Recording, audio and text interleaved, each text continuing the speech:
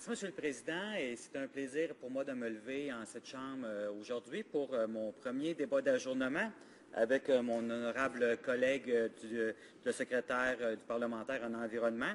Et je voudrais, pour notre premier débat en 2015, je voudrais l'aviser qu'on va avoir beaucoup de plaisir cette année encore, il va y avoir beaucoup de débats d'ajournement, donc qu'il se prépare à veiller tard, donc je vais le questionner régulièrement. D'ailleurs, le 3 décembre dernier, j'ai interpellé l'honorable ministre de l'Environnement au sujet de l'importance de lutter contre les changements climatiques, bien sûr, et comme vous savez, il est urgent d'avoir un effort concerté de tous les États, y compris le Canada. D'ailleurs, comme vous le savez, Monsieur le Président, la réputation du Canada sur les changements climatiques ne s'améliore pas du tout. Elle continue à décroître. Et pendant que la Chine et les États-Unis, eux, font des efforts considérables pour s'améliorer.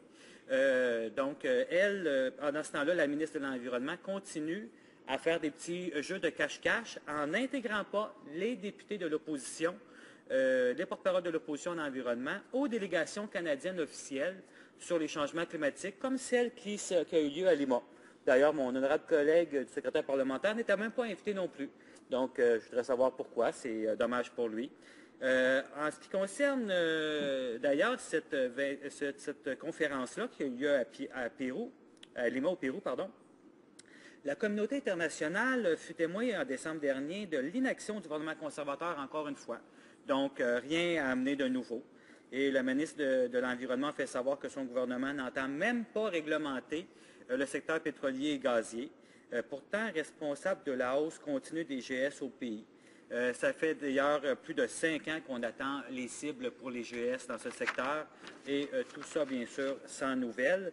Au contraire, on nous a annoncé qu'il n'y aurait aucun geste de fait. Et donc, on allait faire de l'aplaventrisme devant les pétrolières et les gazières, ainsi que sur le charbon. Pourtant, l'accord de Lima stipule que le Canada devrait se fixer des objectifs plus contraignants que ceux déjà fixés auparavant. D'ailleurs, parlant des faibles cibles des GS du Canada, vous savez que le Canada n'atteindra pas ces faibles cibles d'ici 2020. Tout le monde l'a dit, sauf le gouvernement qui continue à se voiler la face, à se cacher la tête dans le sable. Tout le monde le sait qu'ils n'atteindront pas leur minuscule cible, tout le monde le dit, et même les fonctionnaires d'Environnement Canada. D'ailleurs, le laxisme du Canada est déplorable compte tenu du fait que cette importante conférence de Lima prépare la table pour la 21e conférence qui, elle, aura lieu à Paris en 2015. Et cette conférence-là est très importante étant donné que ça va amener un nouveau traité mondial sur le climat qui va succéder au protocole de Kyoto. Ah, j'oubliais, c'est vrai, les conservateurs se sont retirés du protocole de Kyoto, ce qui montre bien leur peu de sérieux dans cette matière. D'ailleurs, Ban Ki-moon, qui habituellement a toujours une bonne réserve en ce qui concerne, qui est le secrétaire général des Nations unies, il a toujours fait preuve de réserve, mais là, il n'a pas fait preuve de réserve depuis longtemps et il a demandé au Canada d'avoir un avenir plus ambitieux et plus visionnaire sur la question des changements climatiques. Donc, ma première question pour mon collègue, c'est bien sûr, les deux plus grands émetteurs de la planète, la Chine et les États-Unis, ont déjà fait un grand pas en avant. Est-ce que le Canada suivra cet exemple en présentant un plan de réduction des GES pour le secteur pétrolier et gazier, ce qui est urgent, bien sûr, Monsieur le Président? Honorable secrétaire parlementaire à la ministre de l'Environnement.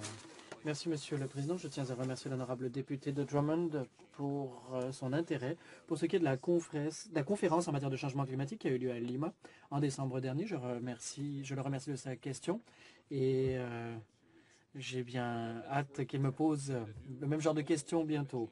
Notre gouvernement s'efforce de négocier un nouvel accord de lutte au changement climatique mondial qui suppose des engagements de tous les grands émetteurs de GES. Nous relevons le défi du changement climatique au sérieux en collaboration avec nos partenaires internationaux. La délégation canadienne a joué un rôle important dans ces discussions et a été réussie. En fait, pendant qu'on était à Lima, le ministre de l'Environnement a organisé différents événements pour souligner l'importance d'incorporer le savoir traditionnel dans la prise de décision en matière environnementale. Les Nations unies, les négociations qui ont lieu sont fondamentalement un exercice d'égal à égal. Les gouvernements de tous les pays participants, y compris le Canada, examinent des questions, prennent des décisions et des engagements en équilibrant les impératifs mondiaux pour ce qui est de prendre une mesure concertée au niveau climatique mondial avec leur situation nationale et leur capacité nationale respective.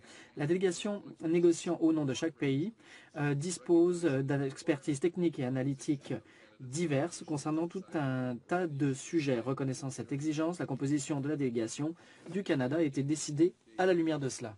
Il y avait aussi de nombreux organismes d'observation non gouvernementaux dont le but de favoriser l'ouverture ainsi que la mobilisation des acteurs non gouvernementaux à Lima.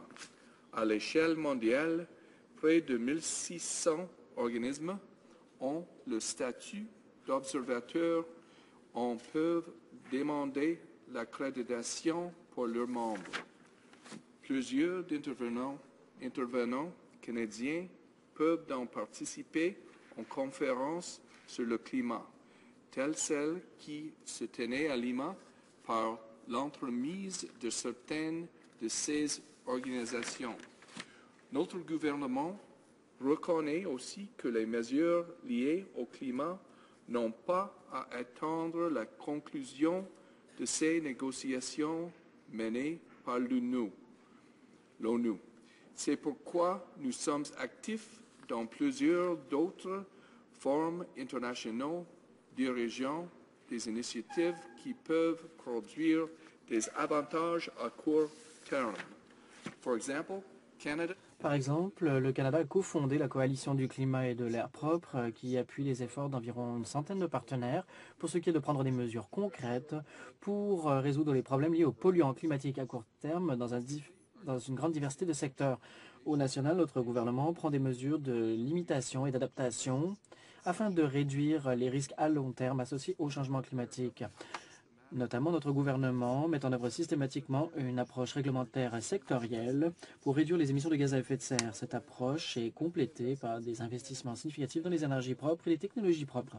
Pour conclure, nos efforts nationaux et sur la scène internationale démontrent l'engagement de notre gouvernement de répondre au changement climatique. Merci beaucoup. Merci, M. le Président. Et juste pour revenir rapidement sur ce que mon collègue vient de dire, l'approche par secteur a oublié le secteur du gaz et du pétrole. Donc, cette approche par secteur-là n'est plus qu'un pâle reflet de ce qu'elle devait être. Et par rapport à l'accord de Lima récemment, de tout ce qui s'est passé dans les négociations, il y a quelque chose qui se produit, c'est que une des réductions des investissements fédéraux dans la recherche sur les changements climatiques.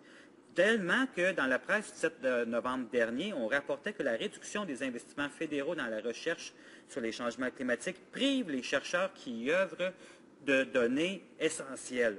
Donc, les compressions du gouvernement conservateur dans le domaine de la science climatique font en sorte que les chercheurs peinent à trouver les données requises pour analyser les changements climatiques. Alors, comment est-ce que ce gouvernement peut expliquer de réduire cette recherche? Merci, M. le Président. L'honorable secrétaire parlementaire pour l'environnement. Monsieur le Président, comme je l'ai indiqué, notre approche réglementaire sectorielle fonctionne. Notre approche permettra de réduire les émissions de 130 mégatonnes par rapport à l'administration libérale. Nous voulons protéger l'environnement tout en protégeant notre économie. On veut faire les deux. On veut négocier un nouvel accord sur le changement climatique qui comprenne des engagements de la part de tous les grands émetteurs. On ne peut pas travailler tout seul. Nous faisons preuve de leadership sur la scène internationale. En fait, notre gouvernement a aidé plus de 75 pays en développement à réduire leurs émissions et à s'adapter au changement climatique. Et nous allons continuer dans cette lignée. Merci, Monsieur le Président.